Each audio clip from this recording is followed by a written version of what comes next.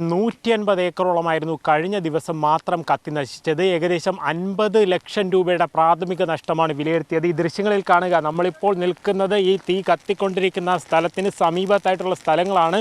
കാണാം എത്രത്തോളം വ്യാപ്തിയുണ്ട് എന്നുള്ളത് ഈ ദൃശ്യങ്ങളിൽ നിന്ന് തന്നെ വ്യക്തമാവുകയും ചെയ്യാണ്. കാര്യം വലിയ രീതിയിലുള്ള കാറ്റാണ് ഈ കണ്ടച്ചിറ ഈ ഓയിൽ എസ്റ്റേറ്റിൻ്റെ പല ഭാഗത്തും ആഞ്ഞടിച്ചു കൊണ്ടിരിക്കുന്നത്. അതുതന്നെയാണ് ഈ തീ ആളിപ്പടരുന്നതിനൊരു പ്രധാന കാരണമായി വരുന്നത്. ഇത് ഈ റോഡിൻ്റെ മറുവശത്തായിരുന്നു നേരത്തെ തീ പിടിച്ചിരുന്നത് എങ്കിലും അവിടെ ഇപ്പോൾ ഏകദേശം 3/4 മണിക്കൂറിന് ശേഷമാണ് ഫയർഫോഴ്സിന് എത്താൻ കഴിഞ്ഞത്. മറ്റ് വാഹനങ്ങളിൽ, ഓയിൽ പാമ്പിൻ്റെ വാഹനങ്ങളിൽ ഉൾപ്പെടെ ഇവിടേക്ക് വെള്ളം എത്തിച്ചാണ് ഈ തീ അണയ്ക്കാനുള്ള ശ്രമങ്ങൾ നടത്തിക്കൊണ്ടിരിക്കുന്നത്. അവർ അതിനുള്ള ശ്രമം നടത്തുന്നു.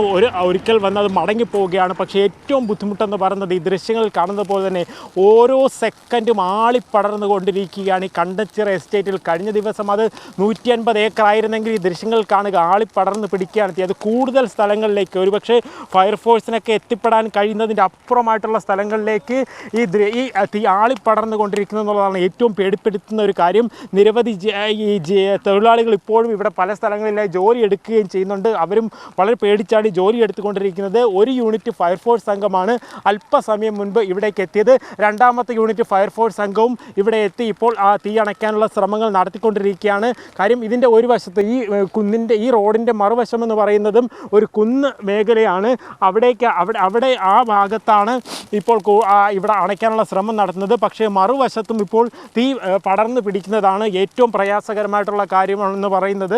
തീ ഇതുവരെയും നിയന്ത്രണ വിധേയമായിട്ടില്ല. രാവിലെയൊക്കെ ആശ്വാസകരമായിരുന്നു, കാരണം ആ തീ അണയ്ക്കാൻ സാധിച്ചു എന്നുള്ള കാര്യം കൊണ്ട് ആശ്വാസകരമായിരുന്നുവെങ്കിലും പക്ഷേ ഉച്ചയ്ക്ക് ആ വേനൽ കനത്തതോടുകൂടെ കഴിഞ്ഞ ദിവസത്തെ കനൽ ഉൾപ്പെടെയുള്ളവ ഇതിലേക്ക് കൂടുതലായിട്ട് അത് തീ ഉണ്ടാകുന്നതിന് കാരണമായത് തന്നെയാണ് ഇവർക്ക് പോലും നിയന്ത്രിക്കാൻ കഴിയാതെ വരുന്നത്. ഇത്തരത്തിലൊരവസ്ഥയിൽ കാര്യം ചൂട് കൂടുതൽ കനത്ത് വരുമ്പോൾ, ഇത്തരത്തിൽ ഈ തീ കൂടുതലായി പിടിച്ചു വരുമ്പോൾ എന്ത് ചെയ്യണമെന്നറിയാതെ ഇരിക്കുകയാണ് ഇപ്പോൾ ജീവനക്കാർ.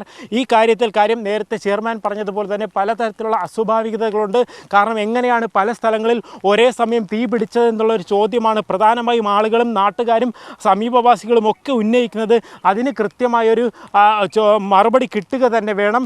പക്ഷേ അതിനൊരു മറുപടി ലഭിക്കുന്നില്ല. അതിനാണ് അന്വേഷണം വേണ്ടി വരുന്നത്. ജില്ലാ കളക്ടറോട് രാവിലെ സംസാരിച്ചപ്പോൾ RDO ചുമതലപ്പെടുത്തിയിട്ടുണ്ട്. കാരണം ഇത്തരത്തിൽ അസ്വാഭാവികമായ രീതിയിൽ ഒരു സ്ഥലത്ത് തീപിടുത്തമുണ്ടായാൽ അത് മനസ്സിലാക്കാൻ കഴിയും. അവിടെ നിന്ന് മറ്റുള്ളവരത്തേക്ക് പടർന്നാൽ അത് മനസ്സിലാക്കാൻ കഴിയും. പക്ഷേ ഇവിടെ അതല്ല സാഹചര്യം. ഒരേ സമയത്ത് പല സ്ഥലങ്ങളിൽ തീ കത്തി. ഈ കാണുന്നത് പോലെ ഈ തത്സമയ ദൃശ്യങ്ങളിലാണ് മീഡിയ വണ്ണിലൂടെ നമ്മളിപ്പോൾ കണ്ടുകൊണ്ടിരിക്കുന്നത്. തീ ഈ കണ്ടച്ചിറ എസ്റ്റേറ്റിലെ ആ ഓയിൽ പാം എസ്റ്റേറ്റിലെ പല മേഖലയിലും, കാരണം ഇവിടെ ചെറിയ, അതായത് 2 വർഷം പഴക്കമൊക്കെ ഉള്ള പല തൈകളുമാണ് നട്ടുപിടിപ്പിച്ചിരിക്കുന്നത്. അവിടെയൊക്കെ തന്നെ ഇപ്പോൾ ഈ തീ ആളിപ്പടർന്നു കൊണ്ടിരിക്കുകയാണ്. ഫയർഫോഴ്സ് ഉദ്യോഗസ്ഥർ ഈ സ്ഥലത്തേക്ക് എത്തുകയും ചെയ്യുന്നുണ്ട്. അവർ ഇത് എത്തരത്തിൽ നിയന്ത്രിക്കാൻ കഴിയുമെന്നുള്ള കാര്യമാണ് ശ്രമിക്കുന്നത്. സാർ, കഴിഞ്ഞ ദിവസം നമ്മൾ അണച്ചു, പക്ഷേ വീണ്ടും ഈ കാറ്റാണ് പ്രതികൂലമായിട്ട് വന്നിരിക്കുന്നത്. നമ്മുടെ വണ്ടി എത്തിപ്പെടാനും പാടാണ്. ഇടുങ്ങിയ ഈ 2 സൈഡും ഇതല്ലേ വെച്ചിരിക്കുന്ന കമ്പിവേലി. കൂടുതൽ യൂണിറ്റുകൾ വരുന്നുണ്ട്.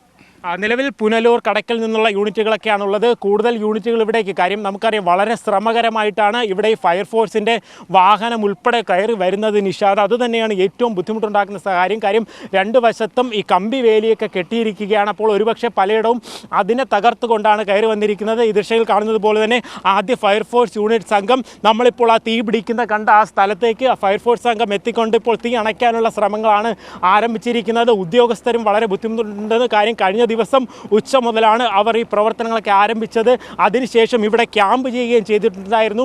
അതിനുശേഷം വീണ്ടും, കാര്യം രാവിലെ അവരോട് സംസാരിക്കുമ്പോൾ ആശ്വാസകരമായിരുന്നു, കാരണം ചെറിയ രീതിയിൽ ഈ പുകയൊക്കെ മാത്രമേ ഉണ്ടായിരുന്നുള്ളൂ. പക്ഷേ വീണ്ടും അത് ഇത്തരത്തിൽ ആളിപ്പടർന്നതോടുകൂടി ആദ്യം ഒരു സംഘമായിരുന്നു എങ്കിൽ വീണ്ടും രണ്ടാമത്തെ സംഘം, അതായത് ഫയർഫോഴ്സ് യൂണിറ്റിൻ്റെ 2 സംഘമാണ് നിലവിൽ ഇവിടെ കണ്ടച്ചിറ നമ്മളിപ്പോൾ തത്സമയ ദൃശ്യങ്ങൾ നൽകിയ ഈ തീ പിടിച്ച മേഖലയിൽ അവർ എത്തിയിരിക്കുന്നത്.